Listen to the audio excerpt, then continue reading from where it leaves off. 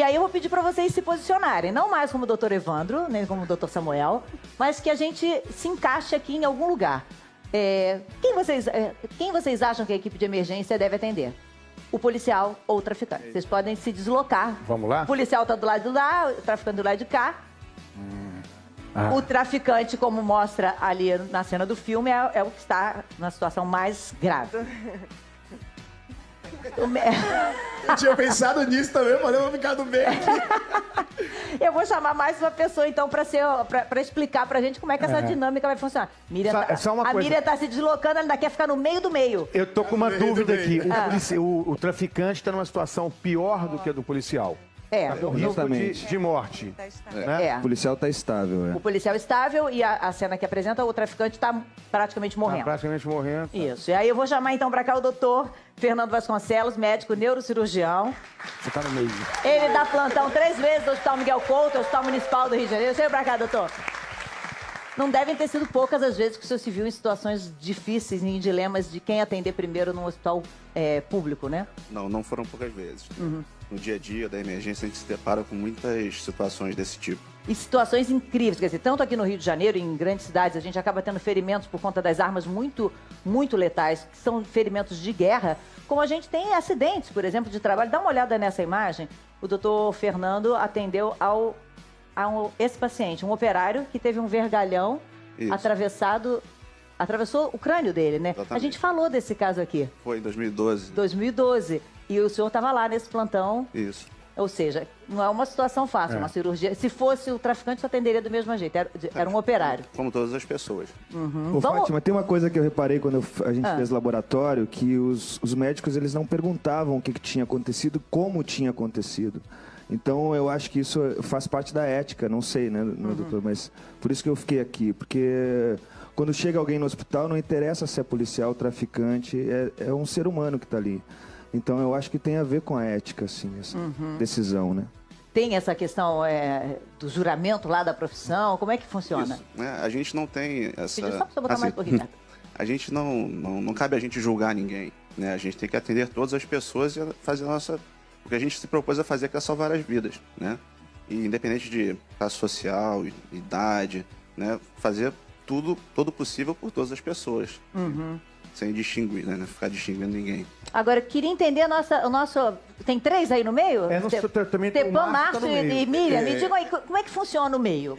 Qual seria? É a necessidade para todos, né? O traficante, por precisar do país que traga ele para a sociedade, do policial por servir, e a gente que fica ali no meio dessa confusão, sem saber o que fazer. Então eu tô aqui no meio, representando os dois. Eu fiquei aqui, mas não tô no meio, não. Eu fiquei porque eu tô...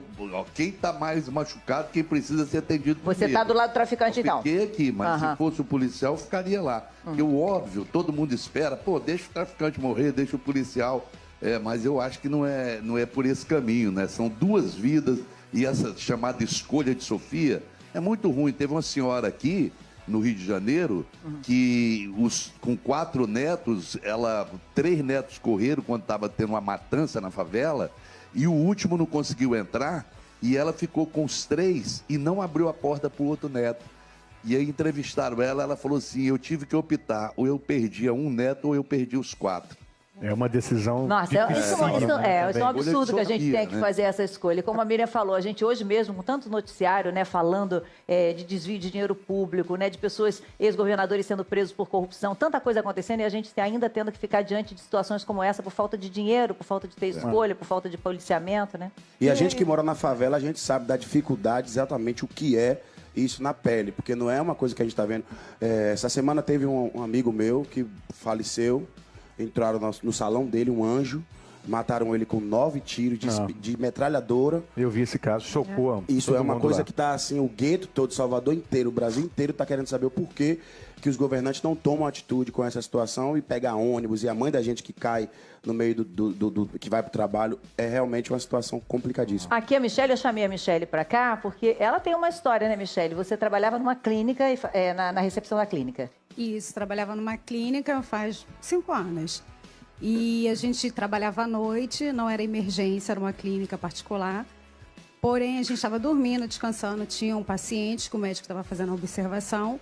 E a gente acordou num susto com um barulho de pessoas batendo na porta. E quando a gente foi olhar, eu e uma enfermeira, eram vários traficantes com armas pesadas e tinha um traficante baleado na cabeça. E eles obrigaram o médico a atender. Então, o médico desceu, foi obrigado a atender. E a gente, com medo, a gente se escondeu.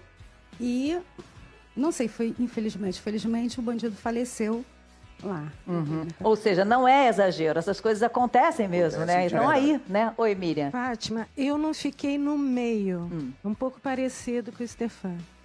Mas eu mostrei o meu dilema, que eu acho que eu teria como... Eu fiz faculdade, entrei na faculdade de medicina e não quis ser médica. Porque eu acho que eu não teria a racionalidade, objetividade de decidir tão objetivamente nesses momentos. Eu acho que esses dilemas de vida e morte você tem que ter muita racionalidade e muita objetividade. Eu acho que eu não conseguiria. Então, eu quis mostrar que eu teria muitos dilemas e, por isso, eu não seria uma boa médica. Ainda bem que eu não sou, né? Na hora é muito mais objetiva a coisa. E o que acontece? Você segue protocolos mundialmente conhecidos e aceitos, né? Para você fazer uma estratificação de risco do paciente.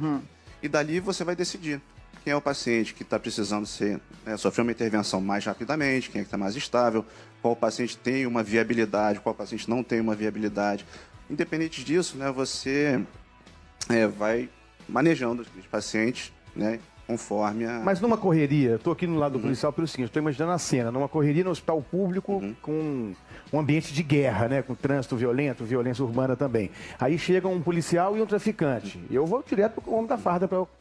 Ou você tem que perguntar antes, qual está pior? É uma equipe multidisciplinar. Ou não dá tempo de fazer isso, entendeu? É uma equipe multidisciplinar. A enfermagem, a equipe da emergência funciona como um todo. Então, a equipe vai em todos os pacientes e já vai fazendo uma classificação de risco, vendo quais são as prioridades de cada paciente, para aí tentar dar o melhor suporte possível para cada um. Dali, conforme a gente vai fazendo os exames, a análise clínica do paciente, de imagem, a gente vai decidindo qual vai ser o caminho que cada um vai seguindo no hospital. E eu acho que aí... Oi, Thaís, você ficou do lado de cá também, né? Não, eu sou profissional de saúde também, né? Eu sou nutricionista, né? Mesmo não vivendo essa realidade de emergência, eu trabalhei em hospital e eu vi algumas coisas. Então, assim, não tem como eu não optar por quem está precisando mais. E eu acho que envolve também uma questão de fé, assim. Eu acho que não é a gente que decide quem tem que viver. Às vezes você vai atender um primeiro e não necessariamente vai salvar, então acho que tem uma força maior que decide. É um julgamento não é nosso. Não, e na verdade, senão o médico acaba também, além da função de tratar, ele acaba com uma função que é quase de juiz, né? Exatamente. Daquele ser humano que tá ali, né? Porque a gente pode acrescentar dados aqui, por exemplo. Eu poderia, depois, se a gente fosse saber a história, dizer que esse traficante, na verdade, estava com 15 anos, embora ele fosse muito grande, que fosse a primeira ação dele, que ele tinha sido cooptado pelo tráfico e que ele era de uma família super honesta, que a mãe dele trabalhava pra caramba, estava desesperada querendo... Exatamente, ele pode ser vítima também, né, da sociedade. Ele pode ser vítima. O policial é também uma vítima, obviamente, está exercendo o seu trabalho. Foi como eu falei, os dois estão ali vivendo juntos, na mesma sociedade, na mesma comunidade, volta para casa, mesmo ônibus.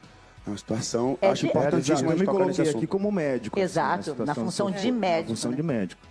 Olá, Jair Bolsonaro. Estou no batalhão de choque da Polícia Militar do Estado do Rio de Janeiro. Local onde estão sendo velados 5 colegas nossos, policiais militares, que perderam suas vidas no dia de ontem. 4 em função do abate de uma aeronave militar em voo. E o 5º que foi executado de forma covarde, como sempre, pelo crime organizado. Como chegamos a esse estado de coisa? O que fazemos para mudar isso? Para que isso se torne cada vez mais uma rotina no meio destes homens da segurança pública. Os motivos podemos identificar alguns. Uma mídia completamente parcial. Haja visto a questão agora de Fátima Bernardes, que prefere conduzir o seu programa, dando mais atenção a um traficante ferido do que um policial, um herói a serviço nosso nas ruas. Uma política completamente equivocada sobre direitos humanos, onde só a bandidagem encontra guarita junto a esses também marginais defensores dos direitos humanos.